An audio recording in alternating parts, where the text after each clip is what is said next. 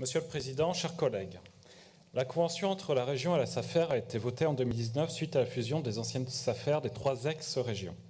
En 2013, la Cour des comptes a souligné dans un rapport les dysfonctionnements des SAFER, soulignant qu'elles avaient perdu de vue les missions d'intérêt général dont elles étaient investies. Et même en 1995, la Cour des comptes avait déjà recommandé, sans succès, aux SAFER de se recentrer sur leur mission première, l'installation des jeunes agriculteurs. En effet, en 2012, sur 88 000 hectares rétrocédés, seulement 2800 hectares concernent la première installation des jeunes agriculteurs. Je pense ainsi nécessaire d'être très vigilant sur l'activité des SAFER. De plus, ces dernières années, l'exercice des missions des SAFER est partiellement contourné par la progression des formes sociétaires d'exploitation.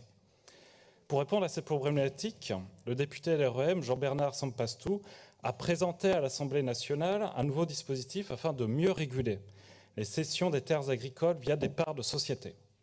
En s'appuyant sur les SAFER, ce dispositif permet ainsi de lutter contre la financiarisation de l'agriculture, la concentration excessive des exploitations et l'accaparement des terres agricoles. Ce dispositif favorise le modèle des exploitations familiales existantes, le renouvellement des générations agricoles et l'installation de jeunes agriculteurs. Lors de la présentation de la proposition de loi en toute première lecture, qui est transpartisane et qui d'ailleurs a été largement adoptée, je m'étonne que le groupe socialiste et apparenté ait voté contre ce dispositif extrêmement important pour préserver l'agriculture française. Par ailleurs, en commission SAFER, le vice-président M. Jean-Pierre Reynaud se félicite de l'adoption de cette loi. Quelle cohérence! En fait, ce rejet ne m'étonne qu'à moitié, car ici aussi nous sommes habitués au sectarisme et au rejet systématique de toute proposition, y compris de bon sens, dont votre majorité, Monsieur le Président, est malheureusement accoutumée.